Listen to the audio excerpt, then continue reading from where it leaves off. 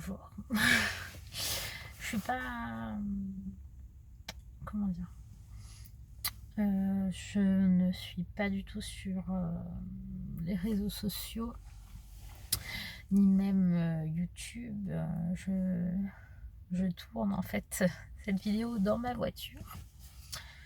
Je sais pas trop ce que ça va donner. Là, c'est vraiment un peu un journal intime.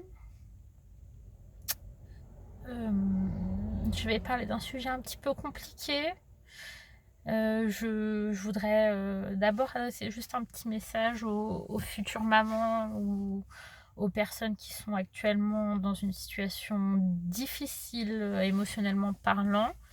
Cette vidéo, elle risque d'être un petit peu peut-être choquante ou bouleversante. Donc pour les personnes très sensibles, je vous invite à quitter cette vidéo en fait dès maintenant, parce que je vais me livrer sur un événement que j'ai vécu là il y a quelques jours. Donc si vous sentez que vous êtes vraiment trop sensible ou que c'est un sujet qui vous touche, je vous invite à quitter la vidéo. Voilà. Pour les autres, je m'excuse d'avance si c'est décousu, et je ne sais même pas si cette vidéo va être regardée en fait. Je la fais surtout pour moi, pour guérir en fait, pour guérir, pour continuer d'avancer. On est le 16 juillet aujourd'hui, et j'ai perdu mon enfant il y a à peine 3 jours. C'était le 3 juillet. Et donc je viens me livrer ici pour témoigner, pour aider, parce que je veux ouvrir la parole en fait. J'ai vécu, je pense, l'une des pires épreuves que le monde puisse voir. Et il y a beaucoup de choses qui m'ont terrifiée, qui m'ont choquée, et je tiens à ouvrir la parole là-dessus pour aider d'autres femmes, pour vous dire que même si on n'en parle pas, en fait, vous n'êtes pas seule, qu'on vit beaucoup, on est nombreuses, on est très nombreuses en fait à vivre ça. Dans mon cas particulier, j'étais enceinte de 8 semaines, donc c'était le tout début de ma grossesse. On l'a appris très tôt, j'étais à peine à 2-3 semaines, on l'a appris très tôt, on a tout de suite été très très heureux. C'était un enfant qui était complètement désiré, qu'on a pris le temps de faire, de réfléchir, mais surtout de faire. On s'est bien amusé, on voulait vraiment que ce soit dans l'amour.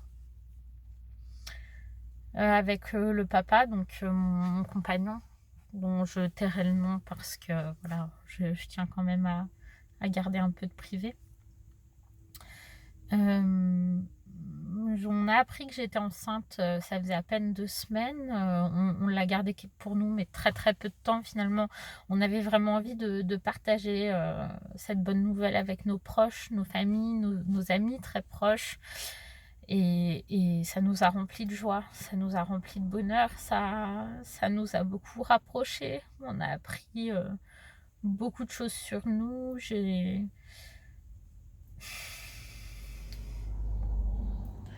longtemps dit que en fait je voulais pas d'enfant.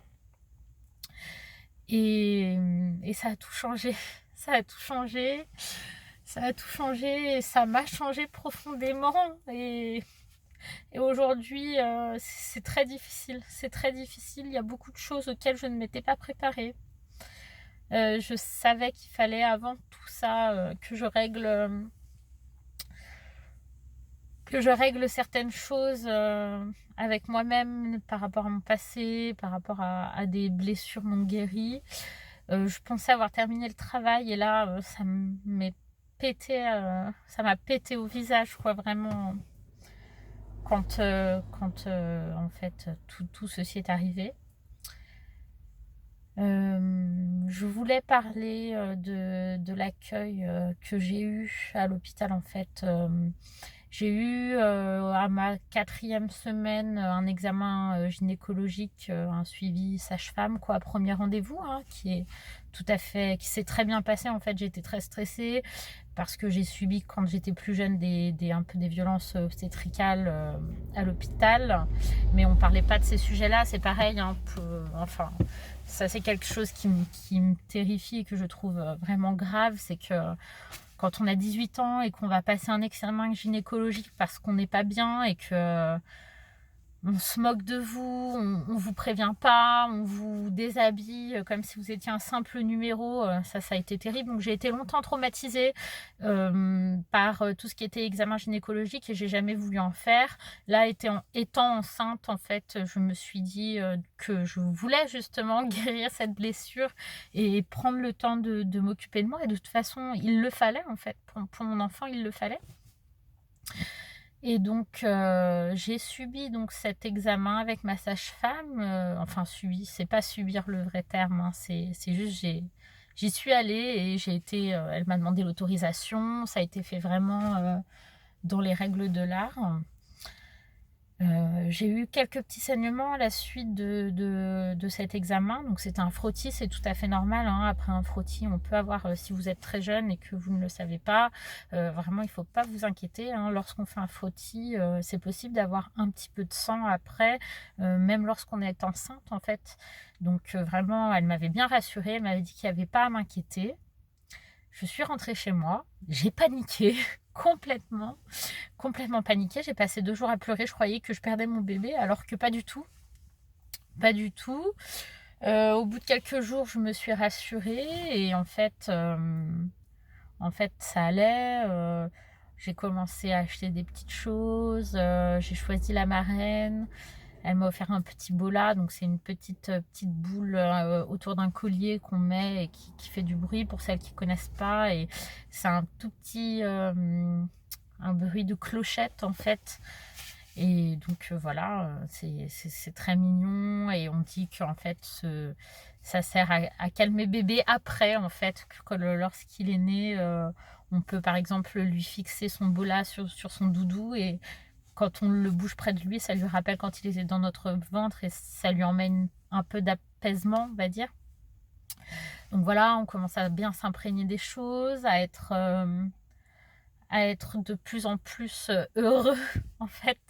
On était en train de choisir notre nouvelle voiture, notre maison et on se projette avec cet enfant déjà, même si c'est très tôt, on se projette. Moi je sens que c'est déjà mon bébé, c'est déjà un bébé en fait, même si on me dit oui tu sais c'est juste un petit fœtus pour le moment, etc. Pour moi c'est mon enfant et il est en moi et on l'aime déjà. Le papa tous les matins m'embrasse le ventre, parle à son bébé, enfin on a vraiment vécu ça intensément, profondément. C'est notre premier enfant. Et quelques semaines passent, on est maintenant à 7 semaines. Et à cette semaine, je sens que je suis vraiment très très fatiguée, que quelque chose est en train de changer. Je me dis que c'est simplement en fait la fatigue de la grossesse, hein, pardon, je bouge et le cadre est horrible, mais bon, c'est un peu spontané, donc voilà. Je me dis que je sens que quelque chose est en train de changer. On a passé quelques jours compliqués où j'étais vraiment très fatiguée et au milieu de la nuit, donc jeudi dernier, je dirais, je me suis réveillée au milieu de la nuit, j'avais mal au ventre, ça allait pas. Ça allait pas, je sentais qu'il y avait quelque chose, donc je suis allée au WC en fait. Et en m'essuyant, je me suis rendu compte que je perdais plus de sang que la première fois. À savoir qu'entre deux, j'avais plus eu aucun saignement. Ça faisait 1 ou 2 jours que je sentais que j'étais vraiment très fatiguée, ouais. Vraiment très très fatiguée au point de vraiment pas pouvoir me lever, quoi. Et triste en fait, très triste. Et je mettais ça sur le compte de l'émotion, des hormones plutôt. Donc bon, je m'inquiétais sans trop m'inquiéter. Le matin, je me réveille, toujours du sang. Bon, écoute, j'ai dit à mon conjoint, écoute, là, il faut aller à l'hôpital en fait parce que ça va pas. Je m'inquiète. Donc il est allé au travail quand même parce que la sage-femme m'avait dit qu'on pouvait avoir des saignements pendant la grossesse, ce qui est quelque chose de réel. Enfin, moi je ne suis pas médecin, mais si j'ai bien compris les choses, je découvre. C'était mon premier enfant, donc je ne savais pas, mais apparemment, effectivement, après un rapport sexuel ou des choses comme ça, ou un examen gynécologique d'ailleurs, on peut avoir des saignements. Là, pour moi, c'était des saignements qui n'étaient pas juste légers, à mon sens. Donc, j'ai appelé la maternité. Elle m'a dit, écoutez, si vous ne remplissez pas votre serviette hygiénique en moins d'1 heure, c'est pas la peine de venir, c'est rien. Je sentais que ça allait pas, je ne l'ai pas écouté en fait. Donc, je suis allée aux urgences. Et bon, au bout d'un certain temps d'attente, je lui explique la situation. Elle me fait un examen.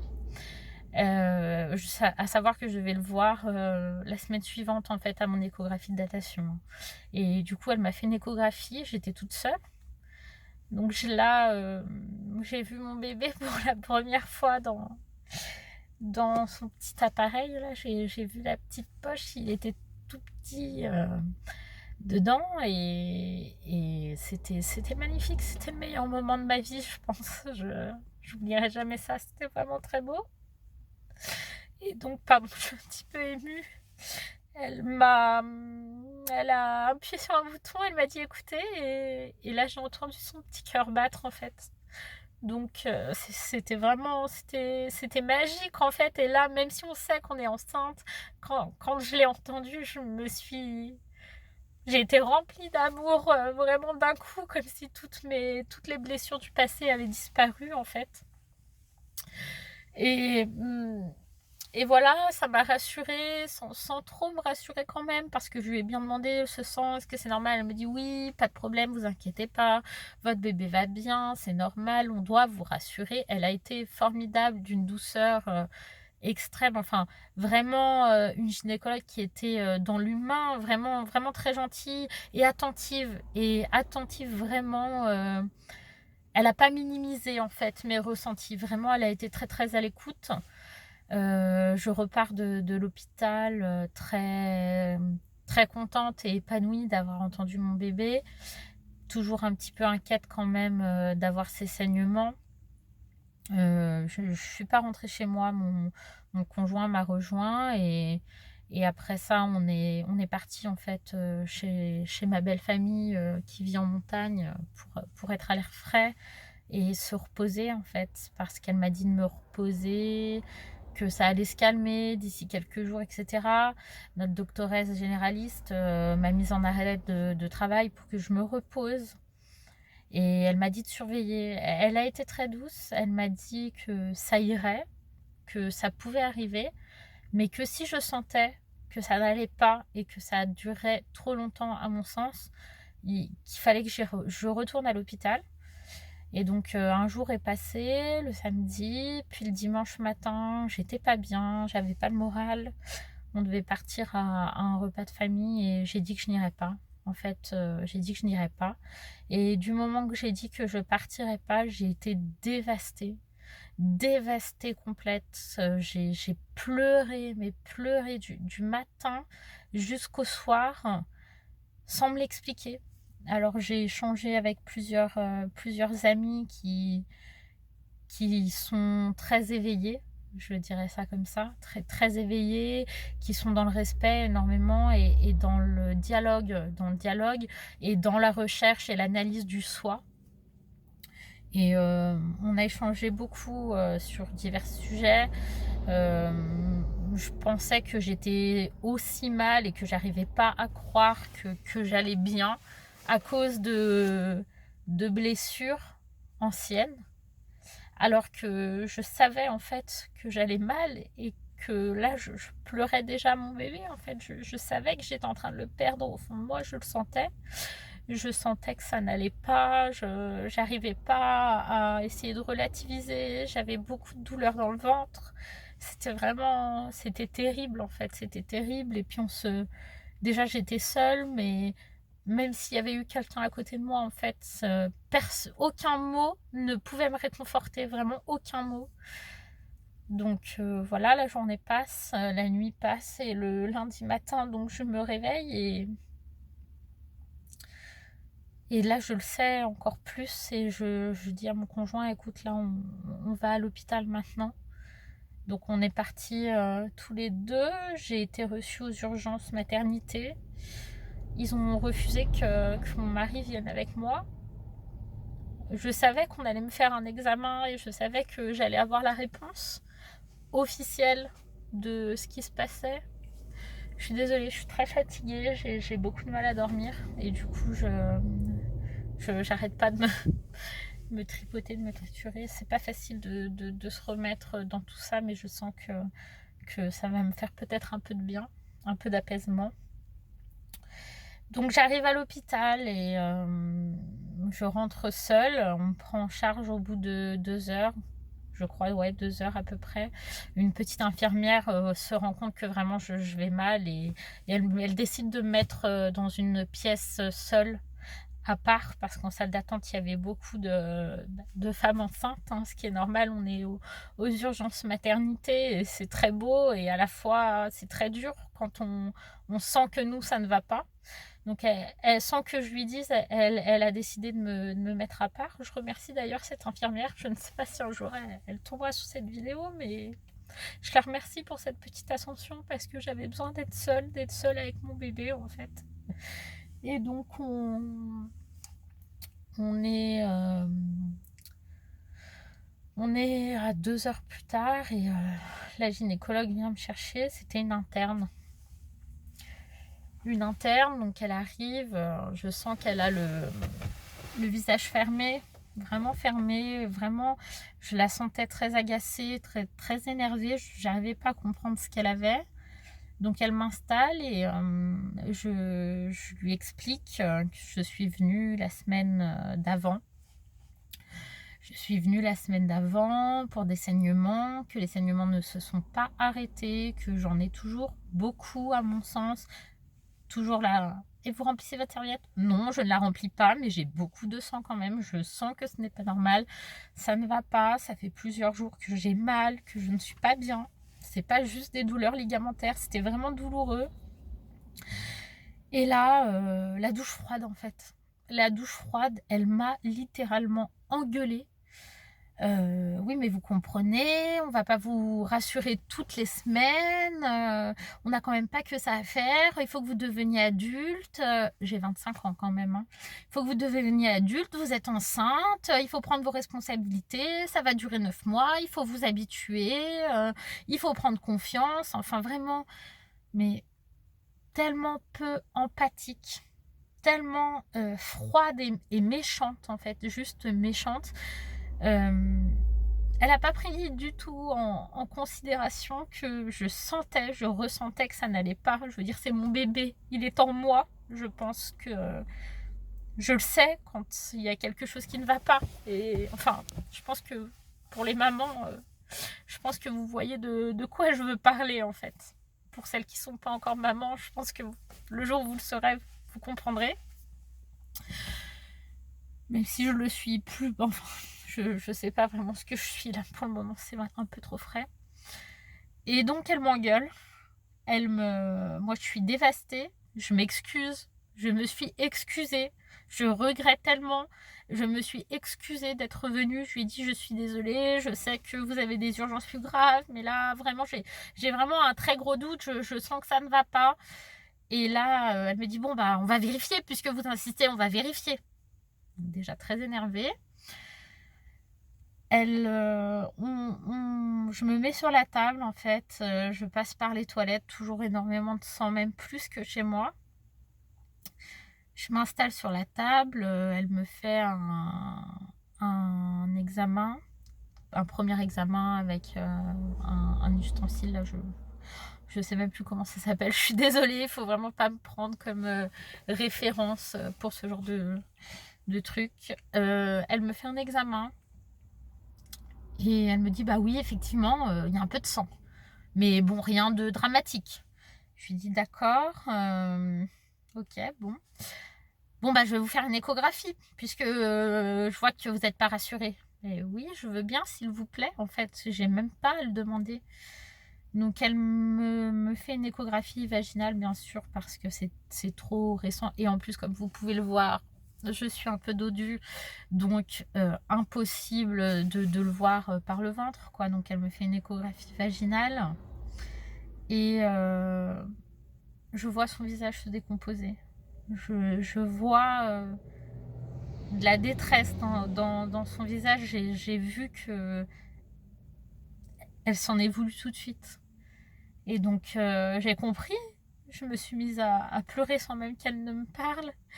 Et elle me dit: ah bah oui, effectivement, mademoiselle, c'est pas une bonne nouvelle.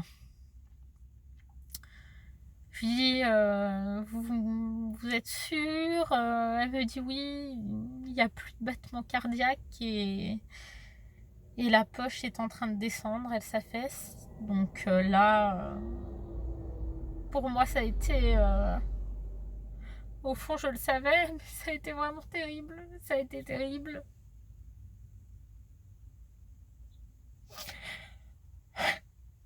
Je suis désolée. Ça a été terrible parce que on est complètement dévasté. On a encore la sonde en soi et elle insiste, elle bougeait dans tous les sens de son appareil. Moi, tout ce que je voulais, c'était partir et rejoindre mon mari. J'étais toute seule et j'ai appris seule qu'on avait perdu notre enfant. Il n'était pas là, il l'a jamais entendu, il ne l'a même jamais vu en fait, même en échographie avec les mesures sanitaires. Hein. Et donc je tombe de la table, je tombe au sol, elle me touche même pas, elle m'approche pas, il y a du sang qui tombe par terre, enfin vraiment terrible. Je m'effondre au sol et là ils appellent mon mari par téléphone, ils lui disent oui monsieur, va falloir venir. Pas un brin d'empathie, rien de... aucun réconfort. Je viens de perdre mon premier enfant, aucun réconfort. Elle me regarde et là, elle se rend compte de ce qu'elle avait fait. Elle me caresse le bras en me disant « Mais vous allez pouvoir faire d'autres bébés, hein, vous inquiétez pas ». Alors, je porte aucun jugement sur les gens qui font un enfant immédiatement après en avoir perdu un. Chacun vit sa peine comme il l'entend.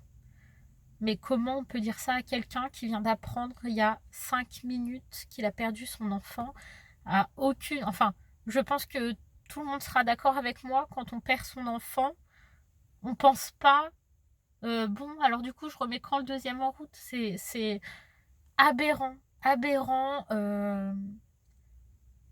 On te pousse à oublier en fait, à oublier, à être dans le déni, à pas vivre cette perte. 5 minutes après, on te demande déjà d'aller bien en fait. Je l'entends, j'étais dévastée, je pleurais, elles m'ont mise sur un fauteuil roulant, je hurlais, j'étais détruite, vraiment détruite. Je l'entends dire à mon mari, mais elle est toujours anxieuse comme ça, votre femme?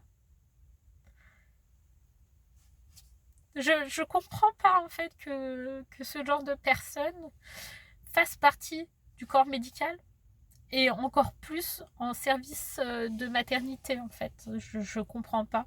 C'est un lieu où on donne la vie et on met des personnes qui sont inhumaines. Alors je ne fais pas de généralité, je dis pas que toutes les personnes en maternité sont comme ça, mais cette interne particulièrement, elle m'a traumatisée. J'oublierai jamais son visage.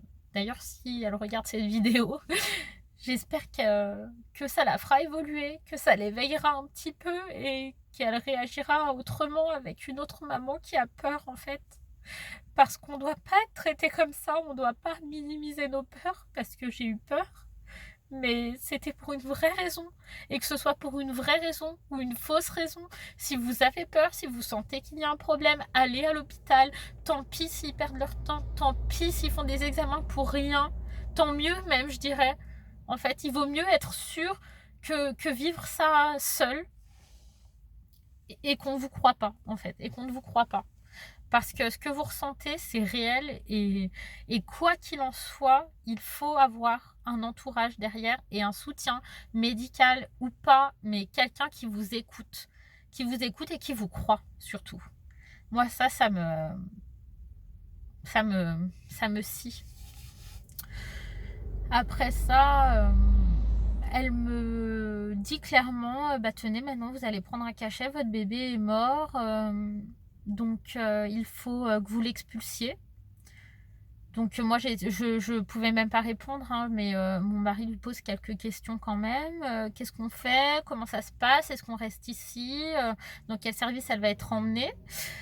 Ah non, non, je vous donne des cachets comme pour un IVG, et puis vous rentrez chez vous, vous vous posez sur vos toilettes, et puis voilà. Alors elle m'a encore plus sciée. Elle m'a encore plus sciée. Je veux dire, déjà je ne le savais pas que ça se passait comme ça, que ce soit pour un IVG ou dans le cas d'une fausse couche. Je ne savais pas et c'est terrible. Comment on peut envoyer un jeune couple faire ça tout seul chez lui? Enfin, je suppose que ça s'est déjà passé comme ça pour des millions de femmes avant moi et qu'il y aura encore des millions de femmes après moi. Mais je me questionne sérieusement. Sur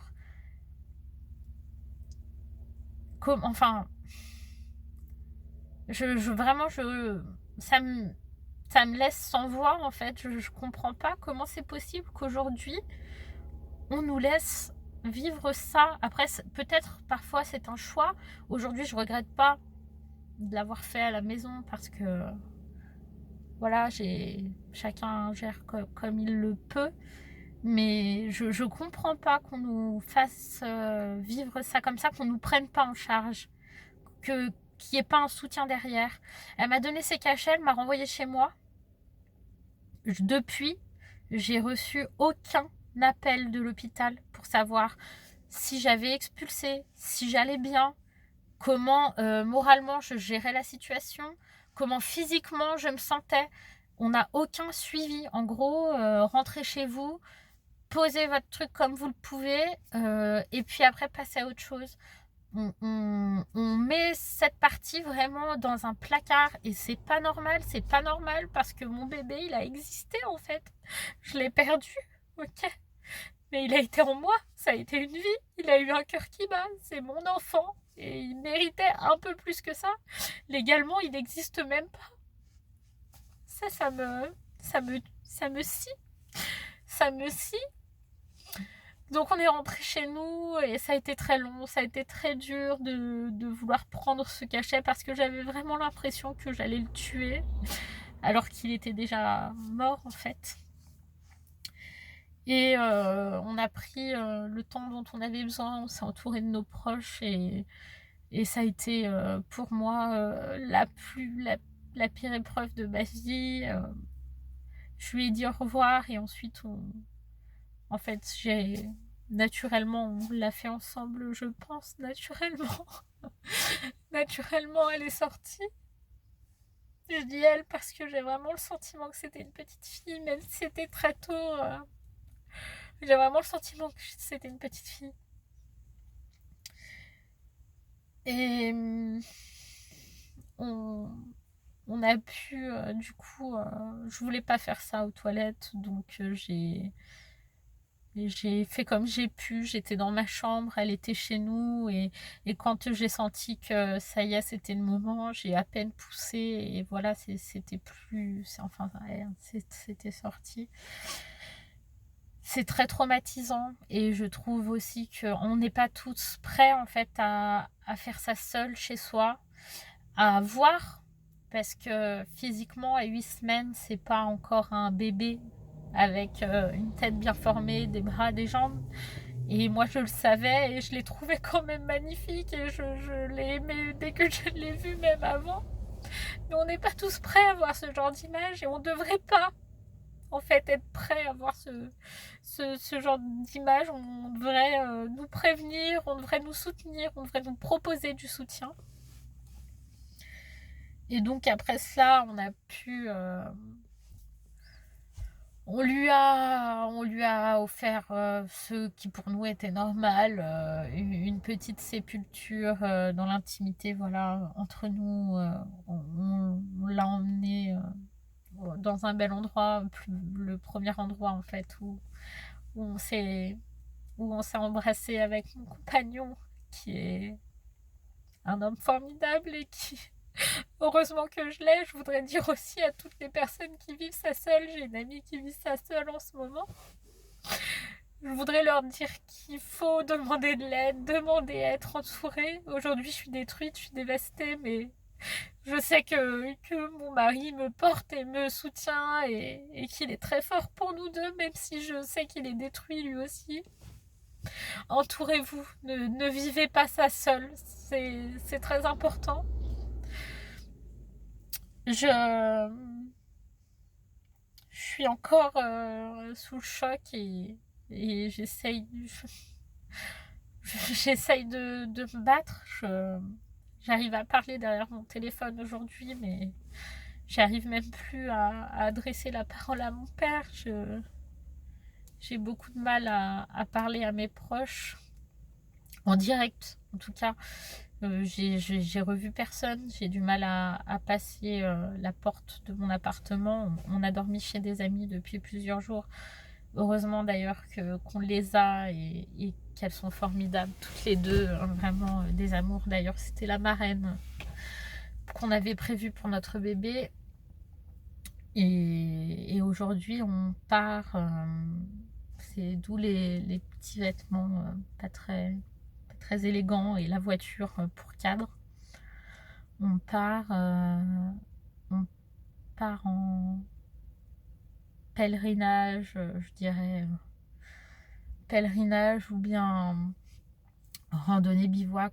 On est beaucoup en montagne et on voulait offrir ça à notre bébé et se retrouver tous les deux dans la nature et se sentir près d'elle là-haut dans les montagnes. Voilà. Donc aujourd'hui je vous raconte mon histoire pour me libérer et pour ouvrir la parole sur ces sujets-là dont on ne parle pas. Si vous avez des femmes autour de vous, posez-leur des questions. Posez-leur des questions avant d'être enceinte, pendant que vous êtes enceinte ou même après. Mais demandez-leur comment elles ont vécu leur grossesse. Est-ce qu'elles ont eu des problèmes? Est-ce qu'il y a eu des détails qu'elles n'ont jamais avoués à personne? Parce qu'on nous demande de mentir, on nous dit de ne pas trop en dire pour ne pas effrayer en fait, mais il faut informer, c'est primordial. Alors peut-être que ça va faire déchanter certaines et qu'elles se diront ouh là là, finalement je suis pas sûre d'avoir envie d'avoir un enfant, mais parce qu'en fait avoir un enfant, oui, c'est naturel et c'est féminin et on est faite pour ça, mais on n'est pas que ça, et on a besoin, on est très forte et on est capable de surmonter énormément de choses. Mais informez-vous, posez des questions et entourez-vous, parce que finalement, je me rends compte aujourd'hui qu'il y a tellement de femmes autour de moi qui ont perdu un enfant, qui n'en avaient jamais parlé et qui me l'ont dit parce qu'elles savent que je viens de perdre le mien. Et en fait, on pourrait tellement toutes se soutenir là-dedans et aussi ouvrir la parole sur ce qui se passe dans ces services d'urgence où le personnel est sans doute surmené, hein. Je dis pas, mais le lundi matin à 9h quand tu es interne, je suis désolée, mais d'être comme ça et d'être si peu dans l'empathie, pour moi, il y a un problème. Alors peut-être qu'effectivement cette personne a des problèmes personnels ou autre chose et qu'elle a son lot et qu'elle en voit toute la journée, etc. Mais je trouve que ce n'est pas normal. Ce n'est pas normal qu'on minimise à ce point et je tiens vraiment à dire aux prochaines personnes qui vivront ça qu'il faut en parler en fait et que vous n'êtes pas toute seule. Et moi ça me réchauffe le cœur aussi de me dire que j'aurais peut-être fait quelque chose, peut-être que quelqu'un va regarder cette vidéo et que ça va la réconforter de se dire qu'elle n'est pas toute seule et que nos bébés, même si c'est pas 12 semaines, même si c'est pas 40 semaines, même si c'est pas 2 ans, 10 ans, ça reste nos enfants et quand on les perd, ça fait mal de la même façon en fait. C'est terrible. Voilà. Je sais pas si je mettrai cette vidéo en ligne, mais je tenais à partager mon histoire et vous envoyer tout mon amour, vraiment tout mon amour. Si vous êtes seul, si vous n'êtes pas seul, si vous souffrez, et Et si vous êtes en deuil, et je sais pas encore dans quel... si je referai des vidéos ou non, si je vais continuer de parler de ce sujet, si je vais réussir à avancer sur mon chemin de paix et d'amour. J'essaye vraiment de rester dans l'amour, même si au fond tout ce que je veux c'est être près de mon enfant.